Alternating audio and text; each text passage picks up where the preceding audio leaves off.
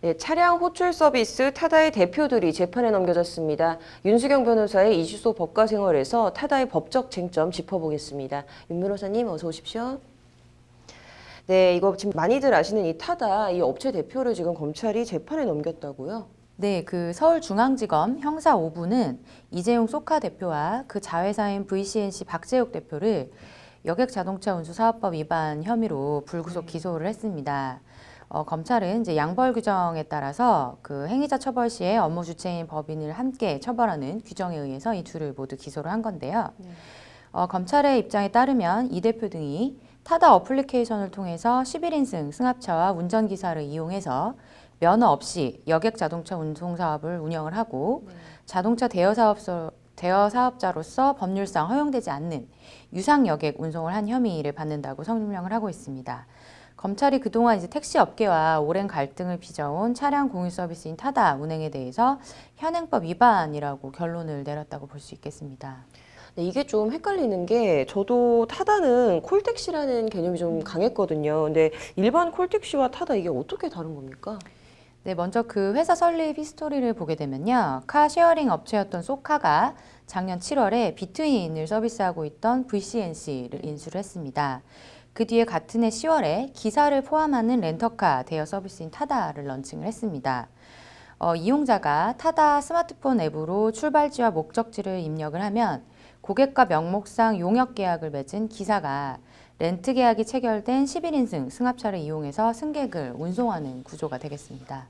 그렇다면은 대여가 아닌 운수 사업을 했어야 됐다는 건 것 같은데요. 이거 지금 관련법은 어떻게 되어 있나요? 예, 먼저 그 택시 업계에서는 타다 서비스가 운수 사업에 필요한 국토교통부 장관의 면허를 받지 않았기 때문에 불법이라고 주장을 하고 있습니다. 관련 법령을 보게 되면 여객 자동차 운송 사업을 경영하려는 자는 국토교통부령으로 정하는 바에 따라서 국토교통부 장관의 면허를 받아야 한다라고 규정을 하고 있는데 이 여객 자동차 운수사업법 이 규정에 위반한다는 취지고요.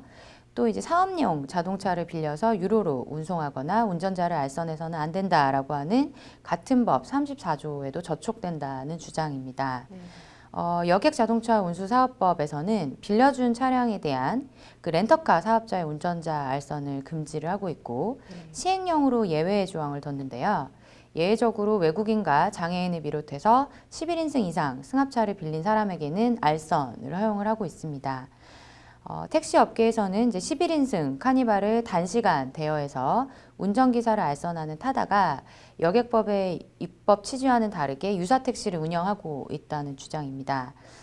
반면에 그 타다 측인 VCNC 쪽에서는 타다 서비스는 여객 자동차 운수사업법 주관 부처인 국토교통부에서 운영을 승인한 상태다.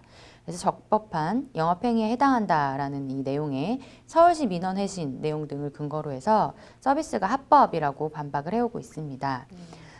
그리고 타다 측은 그 택시 업계가 검찰에 타다 측을 고발한 데 대해서 업무방해와 무고로 대응할 것이라며 강경한 입장을 밝히기도 한 바 있습니다. 네, 조금 더 자세히 타다 측 입장을 한번 들어볼까요?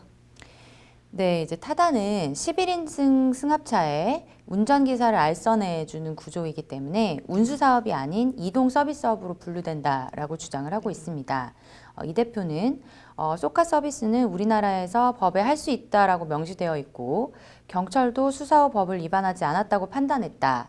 그리고 국토부도 1년 넘게 불법이니 하지 말라고 한 적도 없다라고 하면서 130만 명이 넘는 이용자와 9천 명에 이르는 드라이버를 고용하는 서비스이자 현실에서 AI 기술을 가장 많이 적용하는 기업 중에 하나인 모빌리티 기업이다라고 하면서 사업의 정당성을 주장했습니다. 그리고 또 다른 이제 박 대표는 일전에 이제 내년까지 운영 차량 수를 7배 이상 늘리겠다라는 계획을 공개하기도 했는데요. 택시 면허를 대당 기여금을 내고 사는 형태로 하면 사용자를 만족시키는데 한계가 있을 것 같다라고 지적을 한 바도 있습니다. 당시에 박 대표는 이제 국토부가 법안을 먼저 만들고 시행령에 스타트업 의견을 반영한다고 하는데 이미 우리는 합법적인 시행령에 기반해서 사업을 하고 있는데도 잡음과 갈등이 크다라고 하면서 만약 면허를 우리가 산다고 하면 회사가 잘못되어 망했을 때 국가가 다시 면허를 사줄 수 있을 것이냐라고 반문하기도 했습니다. 그렇다면 이제 재판에 넘겨졌는데 이제 향후 재판에서 쟁점 뭐가 될까요? 검찰 측에서는 이제 타다가 실질적으로 택시 영업을 한 것이라고 보면서 현행 법률과 시행령에서 운전자 알선이 가능한 것은 대여 사업일 경우에 하나인데 타다의 실질 사업은 대여가 아닌 유상여객 운송, 콜택시이기 때문에 예외 조항이 적용되지 않는다라고 보고 있습니다. 반면에 타다 측은 이제 여객 자동차 운수 사업법 시행령을 근거로 사업 모델이 적법하다는 주장인데요.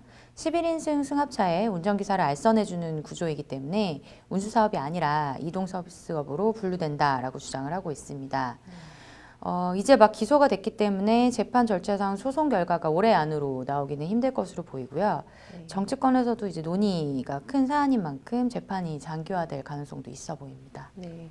그렇다면 좀 변호사님께서는 개인적으로 이번 논란에 대해서 좀 어떤 입장이신지? 네, 저는 이제 개인적으로 이제 검찰의 기소 결정에 대해서 좀 안타깝게 생각을 하고 있습니다.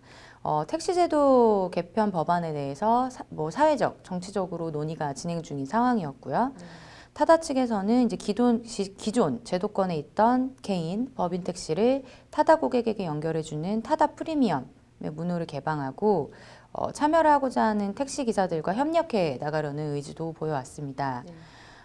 이 타다 서비스는 이미 130만 명의 소비자들에게 검증된 서비스인데도 불구하고 기존의 규제의 벽 앞에서 그 가치가 좀 유명무실해지는 것 같은데요.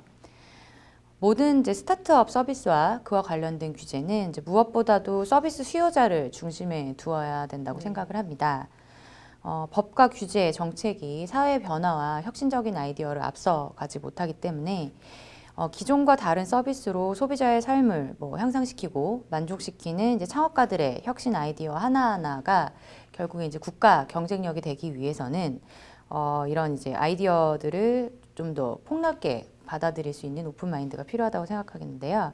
이런 상황에서 이제 검찰의 이번 행보가 국내 스타트업계와 창업 정신을 좀 위축시킬 수 있지 않나라고 생각을 합니다. 네, 좀 그간 택시업계와 첨예한 갈등을 굉장히 오랜 기간 빚어왔는데요. 이제 갈등의 매듭을 푸는 건 법원의 몫이 됐으니까 좀 기다려 봐야겠네요. 오늘 잘 들었습니다.